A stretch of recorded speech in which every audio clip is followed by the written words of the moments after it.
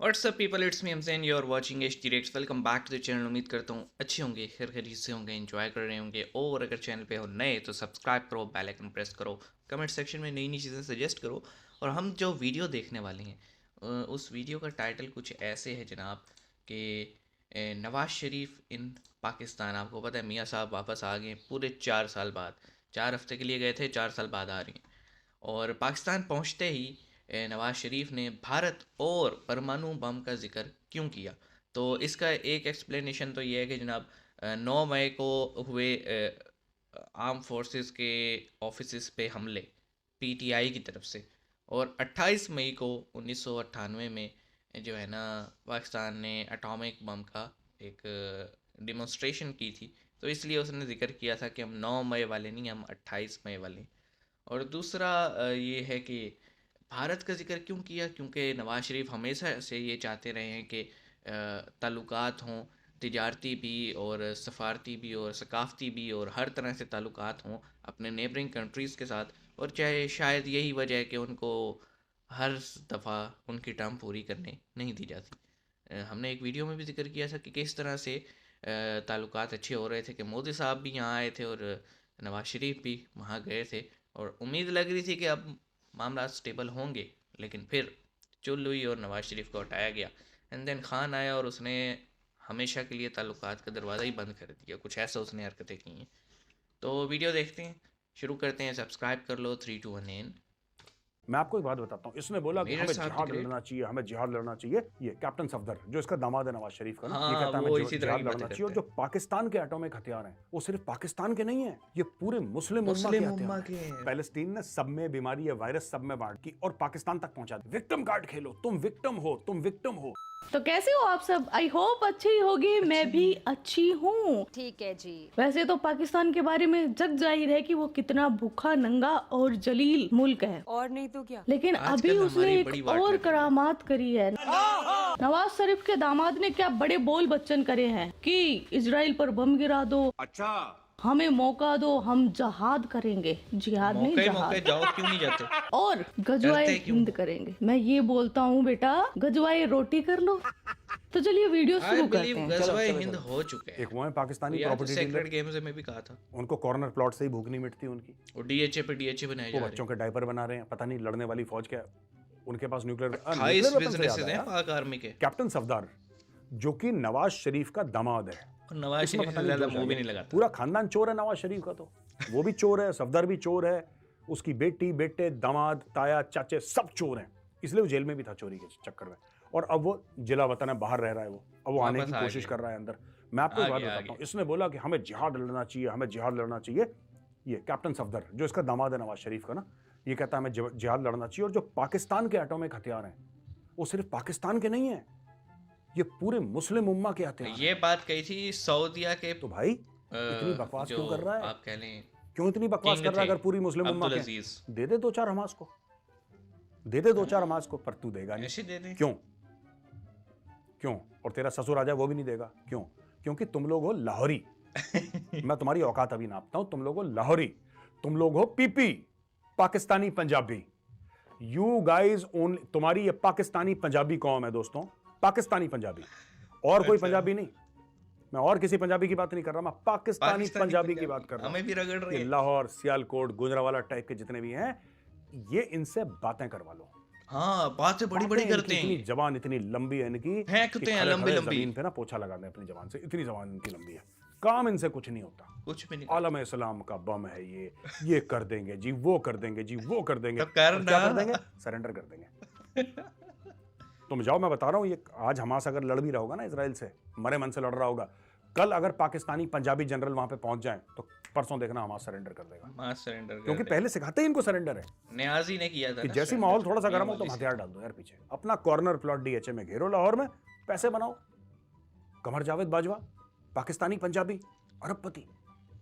भाई अब तो पाकिस्तान भी नहीं रह रहा वो, अरबपति। इवन AK नियाजी, हाँ, जिसने साइन करा था, उसको देख लो, है वो ओरिजिनली पठान है, लेकिन मियां वाली से था।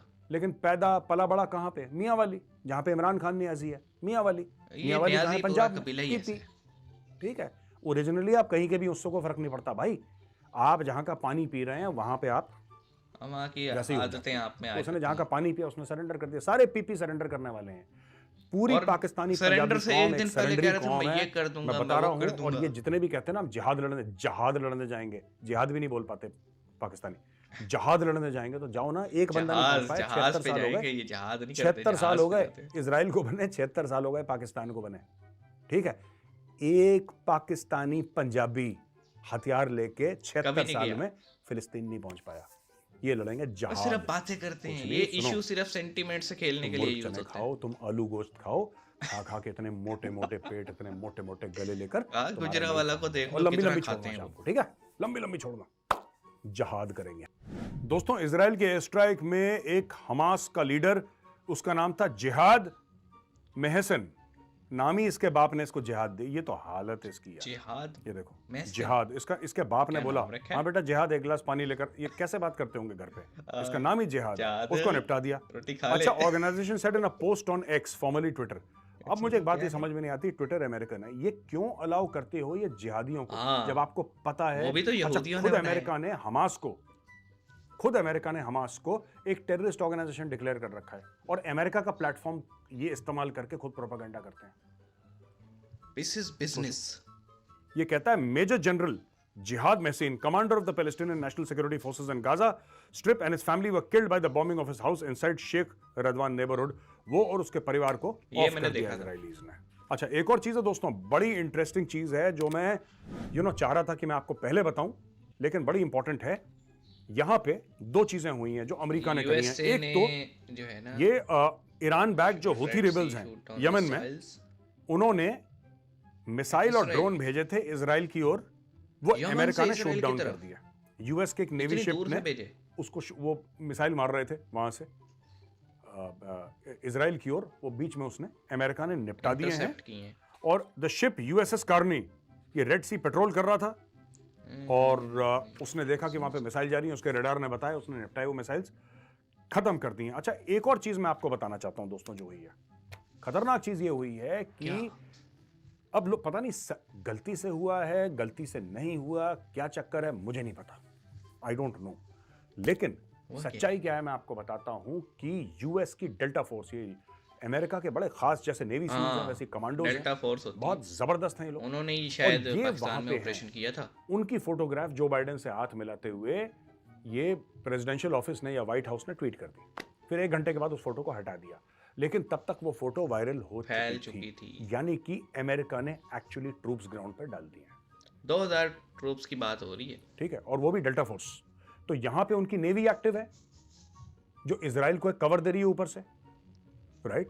The best navy in the world, the most advanced, the most powerful navy का डिफेंस सिस्टम, यूएस नेवी। और उसके अलावा डेल्टा फोर्स वाले, मैं आपको एक और चीज बताता हूं, यहां पे डेल्टा फोर्स होगी ना, दूर नहीं है वहां से कि वहां पे नेवी सील्स भी ऑपरेट कर रही होंगे। आप मुझसे लिख के ले लीजिए आज, या आज नहीं तो 10, 15, 20 दिन, 1 महीने के बाद आपको पता लग जाएगा वहां पे नेवी सील्स ऑपरेट कर रही हैं। और एक और चीज, आप ग्रुप के नाम याद करिएगा कि मेजर ने आज की तारीख में बोला था, डेल्टा फोर्स का नाम याद आया ना, ये सारे रिश्तेदार हैं आपस में, ये मामे के लड़के, चाचे के लड़के, ये सारे ग्रुप्स ऐसे ही हैं, ठीक है। एक डेल्टा फोर्स आ गया, अब आप देखना यूएस नेवी सील्स आएंगे वहां पे, और यूके वहां पे SAS भेजेगा, स्पेशल एयर सर्विस, जो यूएस की जो सारे स्पेशल फोर्सेस है ना, सारे स्पेशल फोर्सेस, दुनिया भर की स्पेशल फोर्सेस का जो ओरिजिनल फाउंडर है वो SAS है, डेविड स्टर्लिंग, उसने SAS फाउंड करी थी। और आपने देखा होगा कि अगर आप देखेंगे भारत में जो पैरा SF है उसका बलिदान का बैच है ना, उसमें एक बीच में एक चाकू सा, एक नाइफ, और वहां पे 2 ऐसे पंख हैं, वो ओरिजिनल बैच SAS का है। अगर आप SAS का बैच देखेंगे, इंटरनेट पे जाके देख लीजिए, हु डेयर्स विंस, जिसके नीचे ये लोग बलिदान लिखते हैं, वो लोग लिखते हैं who dares wins, original SAS है। आप मान के चलो कि या तो SAS पहुंच गई है या SAS बहुत कुछ हो रहा है वहां पे। वैसे वो तो गलती से इन लोगों ने बता दिया या जानबूझ के बताया, ये बता के कि हमने गलती करी है, आई डोंट नो, ठीक है जी। तो वहां पे अमेरिकन पहुंच चुके हैं, वहां पे यूके वाले पहुंच चुके हैं, और धीरे चाइना पहुंच गए हैं, जर्मनी भी पहुंचेगा, सब लोग इकट्ठे हो रहे हैं, एक वार जोन बनता जा रहा है। और ये जो मिडिल ईस्ट का है ना, और खास तौर से कुछ इस्लामिक कंट्रीज में, सबकी बात नहीं कर रहा, इनकी सिर्फ जबानें लंबी हैं, इनके बस का कुछ नहीं है, कुछ भी नहीं है। सुसाइड बॉम्बर भेज दो, हम दूर से रॉकेट मारो। देसी जबान में बोलते हैं कि बातें इतना तेल की वेल्थ है समझ इनके गया। पास, ढंग की फौज एक के पास नहीं है, ठीक है। तो देखा वीडियो यार, मतलब जिहाद नाम किसका होता है, ये तो सबसे फनी पार्ट था। मैंने तो पहली बार जिहाद ऐसा पत्थर नाम रोटी सुना खा है। ले। चल बेटे जिहाद भंगड़ा पा। तो आज का वीडियो बस इतना ही। आई होप आपको मजा आया होगा। आपके हाँ, क्या मजा तो थॉट्स इस वीडियो के इन्फॉर्मेशन बारे थी। में वो कमेंट सेक्शन में बता देना। आप अपना ख्याल रखना। जय हिंद, वंदे मातरम, भारत माता की जय। और हाँ, मेरा चैनल है किट्टू राव, उसको भी कर लो यार सब्सक्राइब कर एचटी लेना। रिएक्ट्स को भी। ओके, तो किट्टू मैम के चैनल को भी ज़रूर सब्सक्राइब करना। वैसे इनके 100 के होने वाले हैं और हमारे 10 के भी नहीं हुए यार। करो, सब्सक्राइब कर लिया करो, कुछ नहीं जाएगा तुम्हारा। अच्छा, अब हम बात करते हैं जनाब मिडल ईस्ट की। और पहले बात करते हैं नवाज शरीफ उसके दामाद की। नवाज शरीफ का जो दामाद है सफदर अवान, उसको नवाज शरीफ खुद सीरियस नहीं लेता।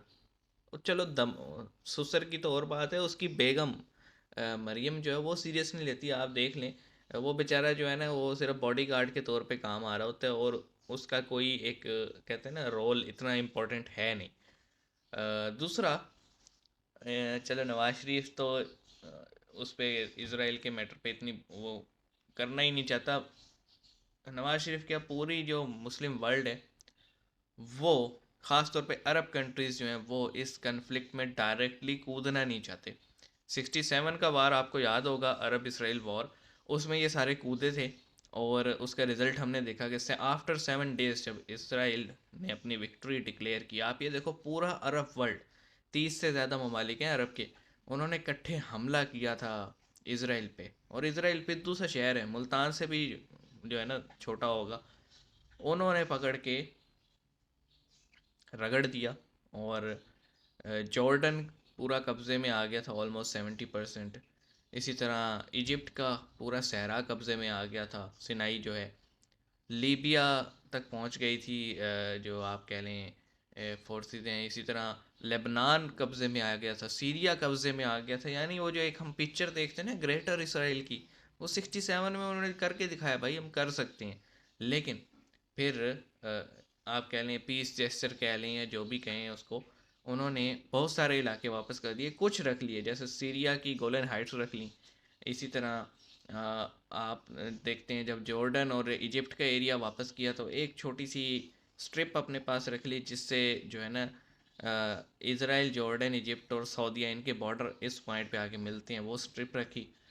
तो ये सब हुआ और ये हमने देखा। तो अरब हो गए या फिर जितनी भी नेशंस जो सबसे ज़्यादा शोर मचा रही हैं वो सिर्फ शोर मचा सकती हैं। अदरवाइज़ इनके पास क्या, कुछ नहीं है। इनके पास पैसा है भाई, जंगें पैसों से लड़ी जाती हैं, इनके पास पैसा है, पेश बहा पैसा है।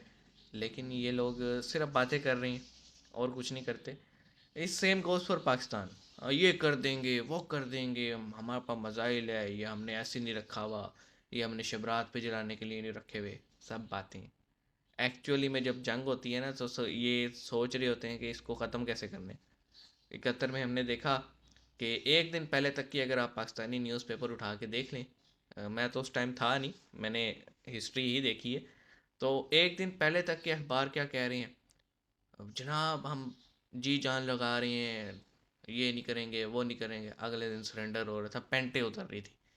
तो मैं तो अक्सर कभी जब कोई हमारा यार दोस्त बहुत ज़्यादा तारीफ़ें के पुल बांध रहा हो ना आर्मी के, तो मैं उसे वो बीबीसी का वो फुटेज चला के दिखा देता हूँ, भाई ये देख, ये सेरेमनी हो रही थी सरेंडर करने की, ये पतलूनें उतर रही हैं, ये तुम्हारा पिस्टल गिर रहा है। और फिर वो गुस्सा भी हो जाता है मुझसे, लेकिन मैं ये कहता हूँ देखो, अपनी आर्मी से अपने उससे मोहब्बत होती है सबको, लेकिन अंधे नहीं होना चाहिए, हमें ट्रैक रिकॉर्ड याद रखना चाहिए। तो ये जितनी बातें करते हैं ना, अब आप देखें वो जो है ना बात हो रही थी कि अक़वाम मुत्तहिदा को ये करना चाहिए, यूएन जो है उसको ये करना चाहिए। भाई यूएन कुछ नहीं कर सकता, यूएन सिर्फ एक बोल सकता है और उससे ज़्यादा कुछ नहीं कर सकता। और मिडल ईस्ट बनने वाला है एक प्लेग्राउंड। आप देख रहे हैं रशिया की शिप्स वहाँ पहुँच गई हैं, चाइना ने अपनी शिप्स भेज दी हैं, यूएस ने शिप्स भेज दी हैं, टर्की जो है वो इन्वॉल्वमेंट दिखा रहे, और इधर से बाकी सब इजिप्ट का बॉर्डर देखें, इजिप्ट की जो क्रॉसिंग है रिफा, वहाँ पे जब अटैक हुए तो इजिप्ट ने भी अपने बॉर्डर सिक्योर करने के लिए फ़ौज खड़ी कर दी है और क्लियर पैगाम दिए जी, फ़लस्तीन और इसराइल का मैटर आपस में देखो, हमारे ज़मीन पे हमला करने की ज़रूरत नहीं है। तो ये जो मैटर चल रहा है इससे तो यही जाहिर होता है कि अगर इस सिचुएशन को बहुत जल्द डिफ्यूज़ ना किया गया तो वर्ल्ड वार 3 हो सकता है। वो चचा याद आ जाते हैं, बात तो उनकी मजाक में थी कि 2026 में दुनिया ही ख़त्म हो जाएगी, कुछ ऐसा ही नज़र आ रहा है अगर ये सिचुएशन डिफ्यूज़ ना हुई। आप इस पे क्या कहते हैं कमेंट सेक्शन में बताइएगा। मिलेंगे, अपना ख्याल रखिएगा। सी यू गाइस।